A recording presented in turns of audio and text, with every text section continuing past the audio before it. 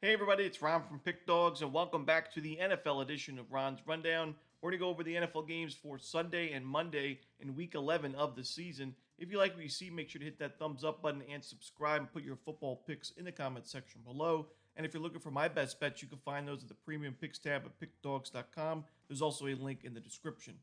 Alrighty, here we go. Here are the games in Week 11 in the NFL.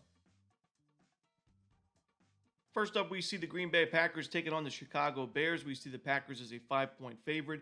Total is at 40.5 points. Now, I expect a boost offensively for Chicago this week after a string of really bad performances against the Commanders, Cardinals, and Patriots.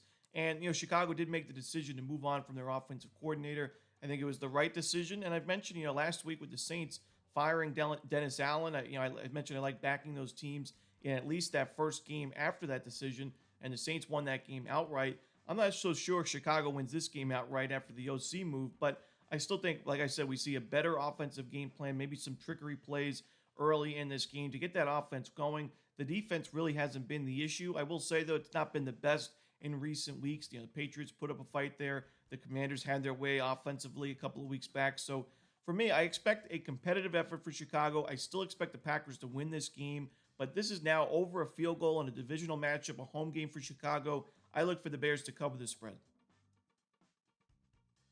Next up, the Jaguars and the Lions. We're going to see the Lions as a 14-point favorite, the largest favorite of the week. Total is at 46.5 points. I think this total set too high with the current state of the Jaguars offense. We saw last week just 7 points. They had 140 yards and 10 first downs. Mac Jones threw 2 interceptions. It just wasn't a great showing. Yes, it was against a very good defense in the Vikings, but I think the Lions are more than capable of making it very difficult for Jones again. And, Detroit, while they've been known to have a potent offense this year, we definitely saw the worst performance of the season from Jared Goff last week. And overall, you look at the last 3 games for Detroit, 225 yards of offense against Tennessee, just 261 against Green Bay. They were able to make the comeback last week against the Texans, but still was a shaky performance. I'm going to go with the under here in Jacksonville, Detroit.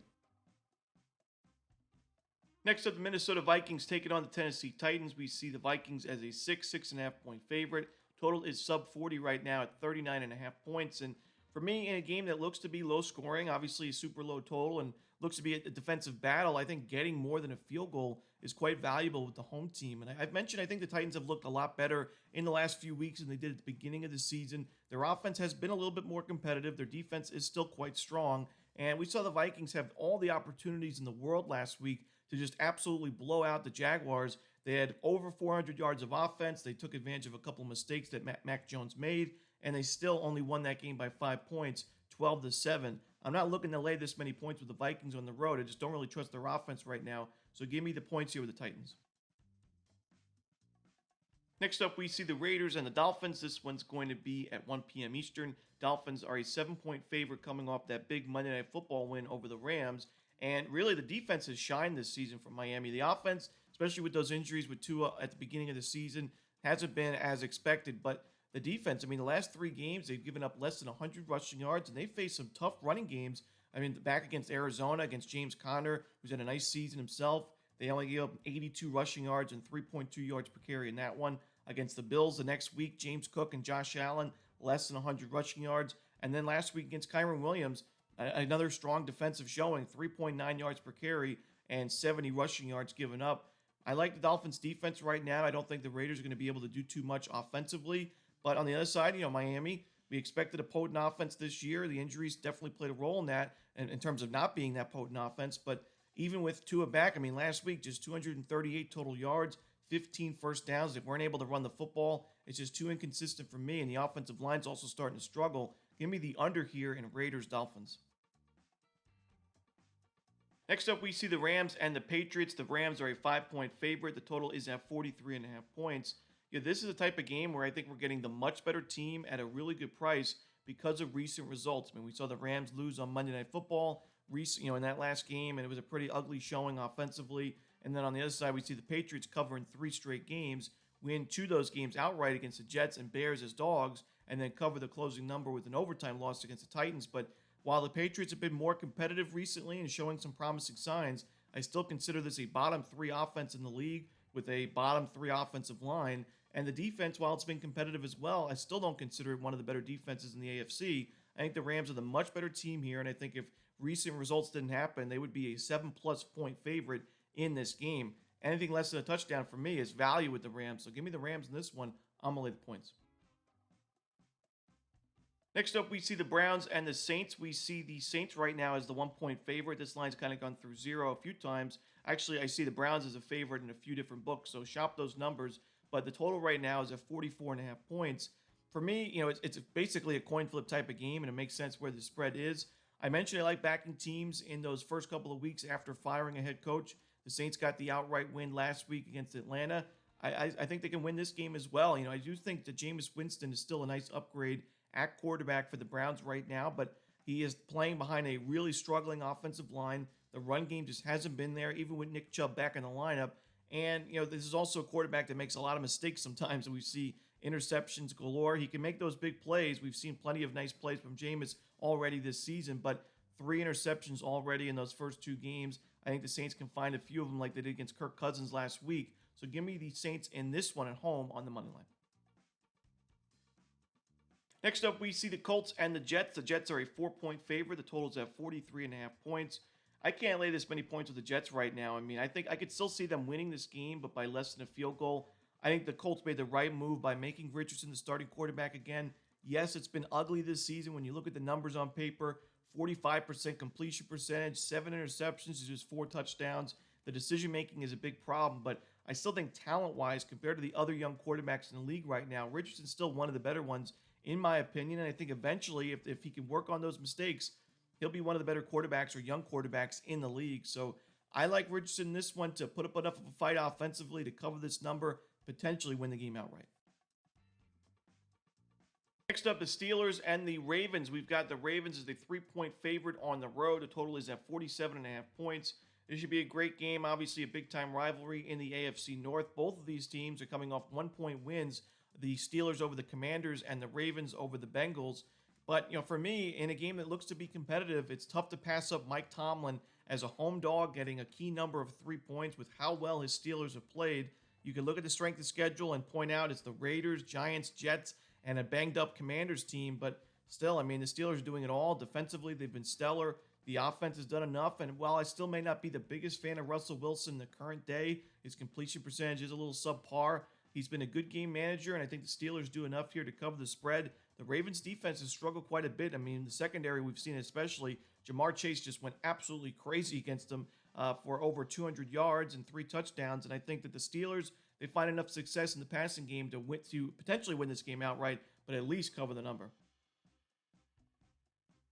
Next up, the Falcons and the Broncos. The Broncos are the 2.5-point favorite. Total is at 44.5 points. I like Denver in this game. I just can't really trust the Falcons right now on the road defensively.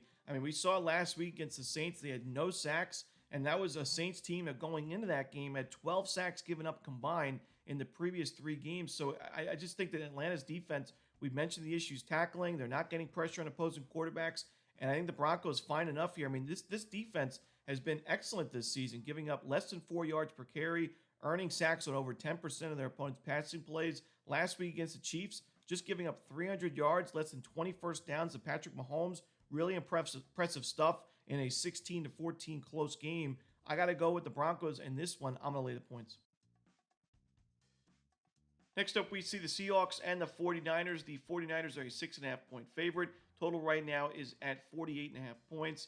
I think the revenge-minded dog here on the road in Seattle is live. I like them to cover the spread and potentially win this game outright. I remember that game on Thursday Night Football between these two a few weeks back, and while the final score was a 12-point win for the Niners, I thought it was actually a more competitive game, especially in the second half, than the final score may suggest. And Brock Purdy made a few throws that he was able to get by without getting intercepted, but they were definitely interception-worthy throws. And that next week against the Chiefs, we took that interception parlay between him and Mahomes, and all they did was throw picks in that game. I think the Seahawks can find a few turnovers, force a few turnovers in this game to keep this one close. And I still trust this offense, even though it's been a little bit shaky, especially with the offensive line in recent weeks. I think the bye week was definitely much needed for Seattle to kind of regroup offensively. I look for their best showing in a while. I'm going to go with the Seahawks plus the points. Next up, the Chiefs and the Bills. The Bills are a 2-point favorite at home. The total is at 45.5 points. The Chiefs are undefeated, the only undefeated team left in the league, but the Bills are undefeated at home this season, where they're scoring 36 points per game and just giving up 19. It's tough to go against Buffalo, in my opinion, in this game. They've been able to move the ball and score against anybody when they're playing at home. And even though the Chiefs have a stellar defense this year, I still expect Buffalo to have a big day offensively. The question is, can Mahomes keep up? And, usually you say yes, but recently, this offense has not been the sharpest. We've seen him give up 8 sacks in the last 2 games. They have not been able to run the football at all. The injuries to Pacheco and Rice at the beginning of the season definitely hurt this offense. They've been able to get by without him, but they've also faced a pretty weak strength of schedule. Now in Buffalo, I just don't love the Chiefs' chances. Give me Buffalo. I think they hand the Chiefs their first loss of the year. Next up, the Bengals and the Chargers. This one is going to be Sunday Night Football on NBC. We see the Chargers as a 1.5-point favorite. Total is at 48. I like the over in this game. We saw the Bengals play in a shootout against the Ravens last week. It was mostly a shootout in the second half of the game. It was actually a pretty low-scoring game through the first 2.5 quarters, but things really got going at the end. And, Joe Burrow and the offense put up 470 total yards, 420 passing yards. We mentioned that Jamar Chase went off for over 200 receiving yards and 3 touchdowns. And I think it's going to be tough for a good, solid Chargers defense to stop Cincinnati in this game. I still have my concerns with this Bengals secondary, so give me the over in the Sunday night battle between Cincinnati and the Chargers. And the final game we're to talk about for the Week 11 card is the Texans and Cowboys on Monday Night Football. Now, I think a lot of people expected this to be a great game at the beginning of the season, but not anymore. The Cowboys, with the injuries and that 3-6 record, 0-4, by the way, at home this season, which you rarely see from Dallas. It's been a tough year for the Cowboys, and that's why we see them as a big dog in this game. I think the Cowboys cover the spread. I think the Texans still win this game, probably pretty comfortably as well, but getting more than a touchdown here. I know Cooper Rush and the backup quarterback theory went out the window last week against the Eagles in a blowout loss, but I still think Dallas has enough defensively to keep this game rather competitive. Not my favorite game on the board. I'll probably be staying away from the side, but I'll take the points with the Cowboys. And that's it. Those are the games for Week 11 in the NFL. Hope you enjoyed this video. If you did, don't forget to hit that like button and subscribe and put those football picks in the comment section below. Again, if you're looking for my best bets, you can find those at Pick Dawgz Premium. As always, this is Ron Romanelli. Good luck.